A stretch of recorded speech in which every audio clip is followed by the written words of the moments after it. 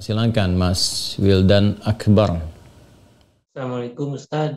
Waalaikumsalam warahmatullahi wabarakatuh. Anda dari mana? Saya dari Garut. Dari Garut. Baik, baik. Semoga Anda dan keluarga mendapatkan rahmat dan ridha Allah Subhanahu wa taala, dan semoga percikan rahmat dan ridha itu diberikan juga kepada kita semuanya. Dipersilahkan.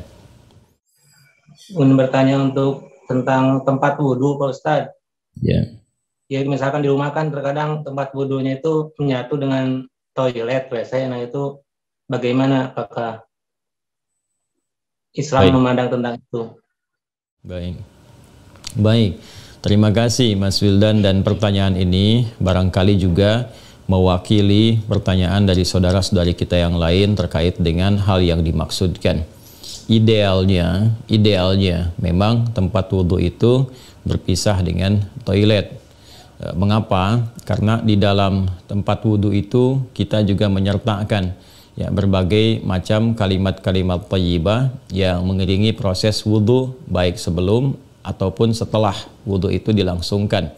Ya, bukankah kita saat berwudhu kan mengucapkan Bismillahirrahmanirrahim, kan? Sebagai mula kita mengerjakan segala kebaikan dengan dasar yang Nabi sabdakan, kullu amrin tibalin la yubda'u fihi Bismillahirrahmanirrahim fahuwa abtar.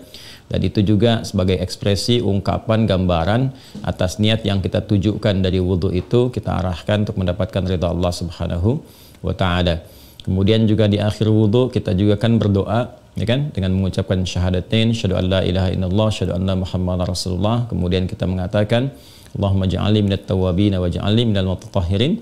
Kalau kita mau kemudian tambahkan juga dengan doa wa ja'alni min ibadikas salihin.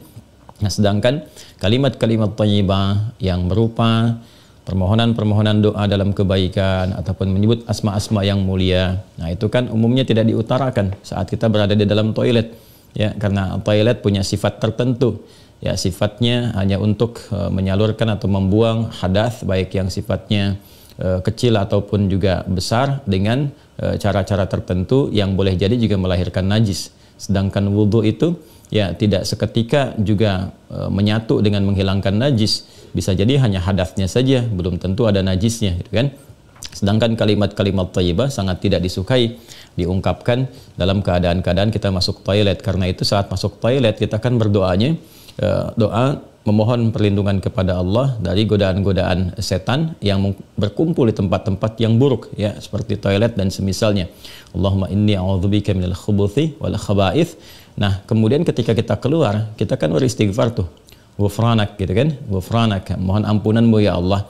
Nah, ada yang mendetilkan itu. Kenapa kita minta ampunan ketika keluar? Karena kita menahan diri dari pengungkapan kalimat thayyibah yang biasanya kita ucapkan di setiap tempat, gitu kan, istighfar, sholawat dan sebagainya. Nah, ketika itu terputus saat masuk toilet, ya seakan-akan ada sifat tawadhu, kita memohon ampunan karena nggak mampu mengungkapkan, karena itu tempat yang tidak pantas, gitu kan, diungkapkan itu di tempat yang tidak sesuai. Maka ketika keluar kita mengatakan ghufranak kalau ada hal-hal yang tidak tepat di dalam dan tidak mampu mengerjakan hal yang biasa kita kerjakan. Itu adab saja, takdib di dalamnya.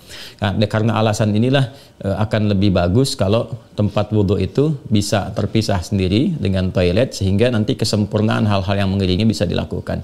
Bila pun memang keadaannya tidak memungkinkan dan hanya ada itu dan bisa didapatkan di dalam berbagai kondisi, ya, Anda ke mall misalnya kan, tidak ada tempat spesifik wudhu, taruhlah gitu, demikian kondisinya, atau bahkan dalam kondisi tertentu, bahkan saat haji atau umrah yang begitu padat tempat wudhunya misalnya, dan Anda hanya menemukan ada toilet tapi ada keran yang disiapkan terpisah, gitu kan, di dalamnya itu.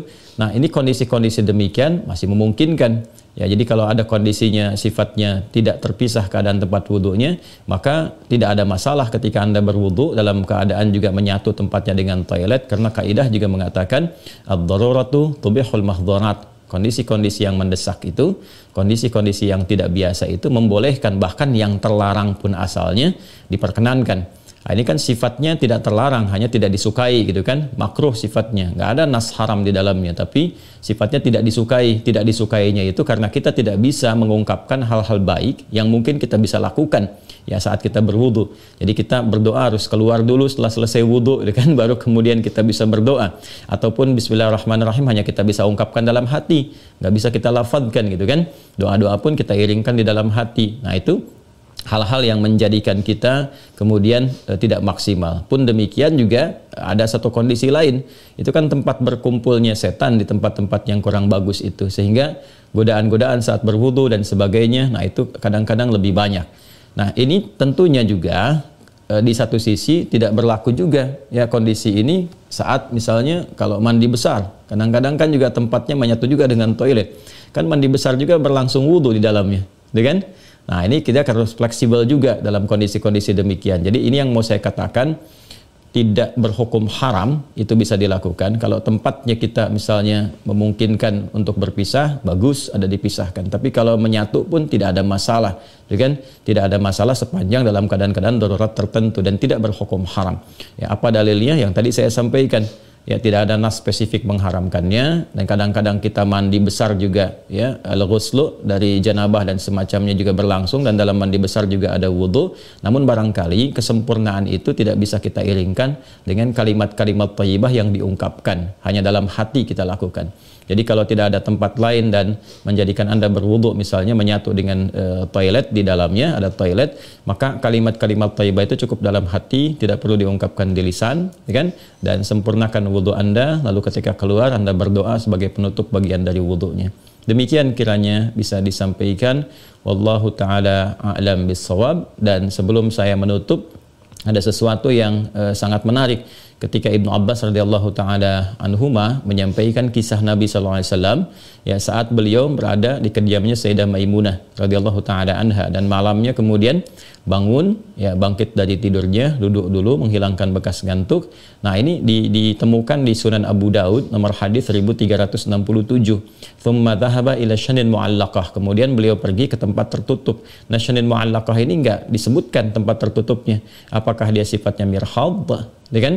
Apakah tempatnya toilet yang menyatu, kamar mandi, ataukah dia tempat wudhu, kan? Midha, apakah dia tempat wudhu? Nah ini yang tidak disebutkan, keadaannya tempat tertutup saja. Ini memberikan kesan bahwa bisa jadi kalau itu yang dimaksudkan adalah tempat yang tertutup, itu toilet dan semacamnya, jelas ya dilakukan dalam bentuk tertutup sehingga tidak tampak aurat dan sebagainya, itu fikih yang lain. Tapi kaitan dengan wudhu juga itu cukup menarik juga. Hendaknya kalau kita pun membuat tempat wudhu di satu tempat, ya dimungkinkan ada penutupnya, karena boleh jadi tempat-tempat yang digunakan untuk oleh laki-laki ataupun perempuan yang menyatu, ya, menyatu itu yang dimaksudkan dimanfaatkannya. Ya boleh jadi ada perempuan juga yang masuk ke situ, kan di satu tempat tuh nggak ada kekhususan gitu ya. Nah, tapi tempat-tempat lain sekarang sudah lebih bagus. Ini untuk laki-laki, ini untuk perempuan, tuh nggak ada masalah. Tapi kalau tempat yang digunakan untuk menyatu, dia hendaknya ada penutup sehingga nggak semua orang bisa mengakses ke dalamnya dengan batas-batas tertentu.